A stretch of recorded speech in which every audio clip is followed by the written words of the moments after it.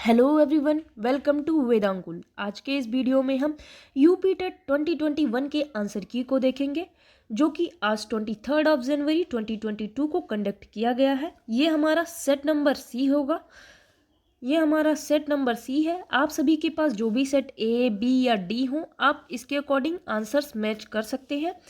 अभी हम सबसे पहले हिंदी के आंसर की आपको प्रोवाइड करेंगे। इसके साथ ही साथ हम सीडीपी, मैथ सभी सेक्शंस के आंसर की आपको वेदांकुल चैनल पे प्रोवाइड करेंगे। तो चलिए ज़्यादा देर ना करते हुए वीडियो की शुरुआत करते हैं।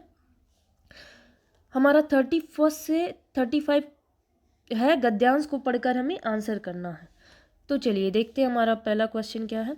हमारा 31 क्वेश्चन है कि घुमक्कड़ शब्द में कौन सा प्रत्यय है। तो घुमक्कड़ शब्द में हमारा अक्कड़, कड़ या अड़, तो हमारा अक्कड़ प्रत्यय है। घुमक्कड़ शब्द में प्रत्यय हमारा क्या होता है, जो शब्द के पीछे लगता है। उपसर्ग क्या होता है, जो शब्द के पहले लगता है।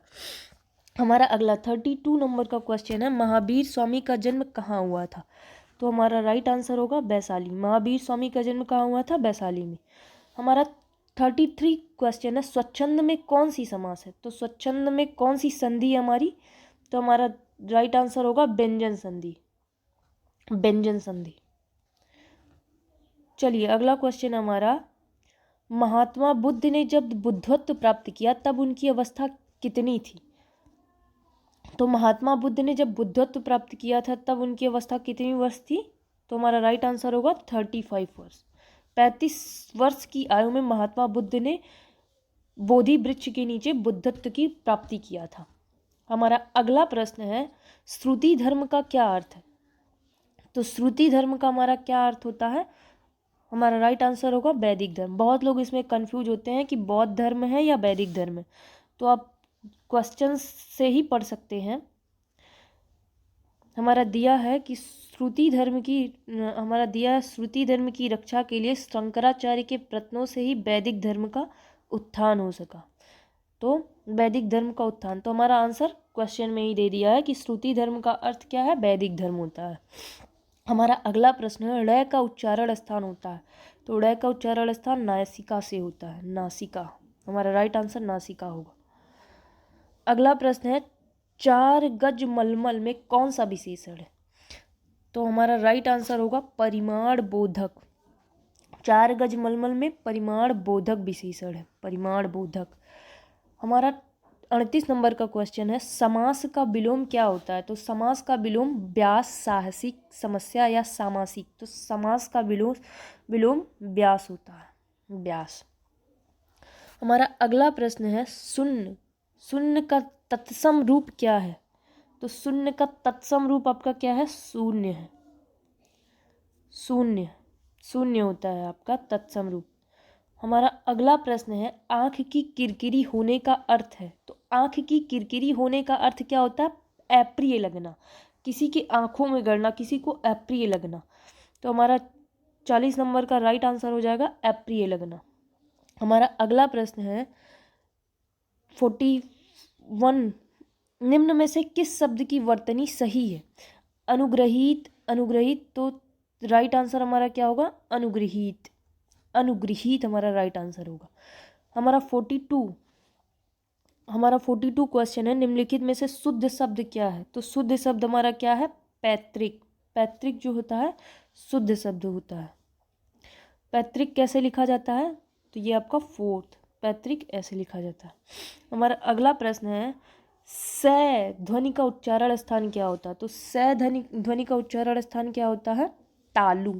तालु से हम स ध्वनि का उच्चारण स्थान करते हैं। हमारा अगला प्रश्न है, अंत्यय शब्द में प्रयुक्त उपसर्ग है। तो अंत्यय शब्द में प्रयुक्त उपसर्ग क्या है, अति उपसर्ग है आपका। हमारा 45 नंबर का क्वेश्चन है, उपत्यका। उपत्यका का अर्थ होता है। तो उपत्यका का क्या अर्थ होता है, पर्वत के पास की भूमि।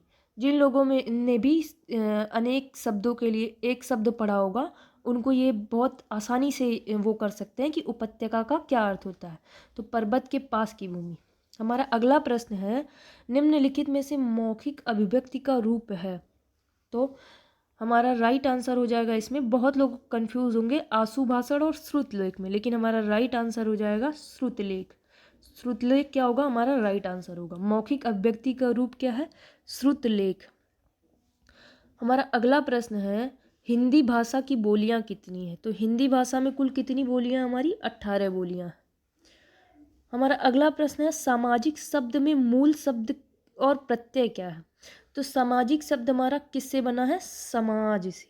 समाज से, सामाजिक शब्द हमारा समाज से बनता है। समाज से हमारा सामाजिक शब्द बनता है। तो हमारा राइट आंसर क्या हो जाएगा, समाज धन एक। हमारा सेकंड जो है वो राइट आंसर हो जाएगा। बहुत लोग फर्स्ट लगा के आए होंगे समाज धनिक, जबकि ये गलत आंसर है। हमारा राइट आंसर हमारा क्या है, सेकंड, समाज धन एक। चलिए हमारा अगला प्रश्न है तद्भव पत्रिका का संपादक का नाम। तद्भव पत्रिका के संपादक का क्या नाम है। तो तद्भव पत्रिका का संपादन कौन किया था, अखिलेश ने।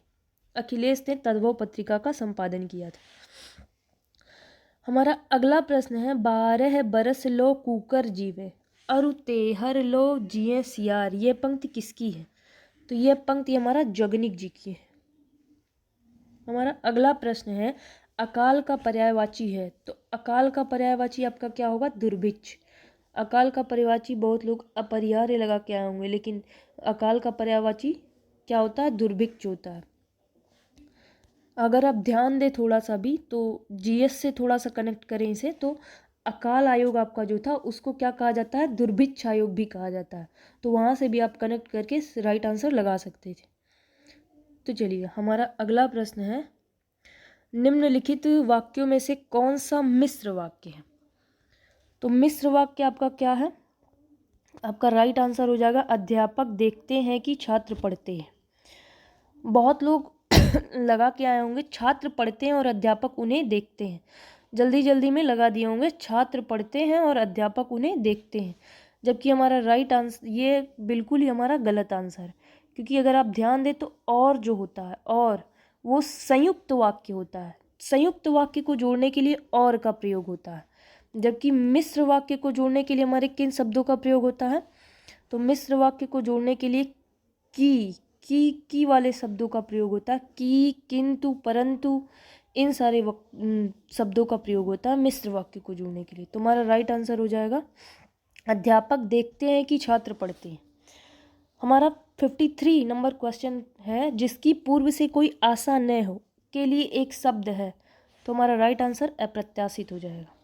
54 है मुझसे उठा नहीं गया। वाक्य में वाच्य क्या है। तो मुझसे उठा नहीं गया, तो इस वाक्य में कृत्यवाच्य तो बिल्कुल नहीं हो सकता। उठा नहीं गया यानी कर्म तो बिल्कुल वो कोई कर्म कर ही नहीं रहा है। तो हमारा राइट आंसर हो जाएगा भाववाच्य। भाववाच्य। मुझसे खाया नहीं गया, मुझसे उठा नहीं गया, ये सारे शब्द जो हैं वो भाववाच्य के अंतर्गत आते हैं। हमारा अगला प्रश्न है निष्कपट शब्द का संधि विच्छेद क्या है। तो निष्कपट का संधि विच्छेद क्या होता है, निह कपट। निह धन कपट, निह कपट होगा, जो कि हमारा क्या है, विसर्ग संधि है। विसर्ग संधि में आता है निह कपट। हमारा अगला प्रश्न है इस देश में हिंदी भाषा का प्रयोग लिखने एवं बोलने में किया जाता है। तो इन चारों ही देशों में कौन से देश में हिंदी भाषा लिखने और बोलने के लिए। तो बहुत सारे लोग पाकिस्तान चूँकि बगल में है तो पाकिस्तान में रुपया भी चलता है तो पाकिस्तान लगा के आए होंगे, जबकि ये हमारा बिल्कुल ही गलत आंसर है। हमारा राइट आंसर क्या है, मॉरिशस। मॉरिशस हमारा राइट आंसर है। हमारा अगला प्रश्न है सूर्य सागर किस भाषा की रचना है। तो सूर्य सागर हमारा ब्रज भाषा की रचना है। हमारा अगला प्रश्न है बीरों का कैसा हो बसंत कविता किसकी लिखी हुई है। तो बीरों का कैसा हो बसंत कविता सुभद्रा कुमारी चौहान जी ने लिखा है। यहाँ देखिए आपको कंफ्यूज करने के लिए आंसर में सुमित्रा कुमारी चौहान भी दिया है, लेकिन हमारा राइट आंसर क्या होगा, सुभद्रा कुमारी चौहान होगा हमारा राइट आंसर।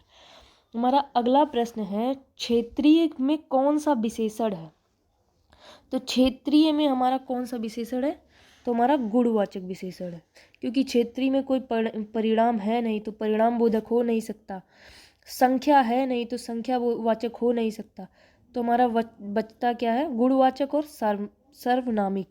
तो गुणवाचक का हमारा क्या होता है, जहाँ गुण स्थान काल आता है वहाँ गुणवाचक विशेषण होता है। तो हमारा राइट आंसर क्या हो जाएगा, क्षेत्रीय में गुणवाचक विशेषण। हमारा अगला प्रश्न है, चौराहा शब्द में समास है, तो चौराहा शब्द में आपका कौन सा समास है, द्विगु समास। द्विगु समास आपका राइट आंसर हो गया, क्योंकि आगे चौराहा में संख्यावाचक है। तो thank you everyone, like share subscribe जरूर कीजिएगा। हम इसके साथ ही साथ यूपी टेट प्राइमरी के और भी सभी जो भी मैथ सीडीपी बचे हुए हैं उनके भी आंसर की आपको प्रोवाइड करेंगे। तो आप लाइक शेयर सब्सक्राइब करते रहें। Thank you.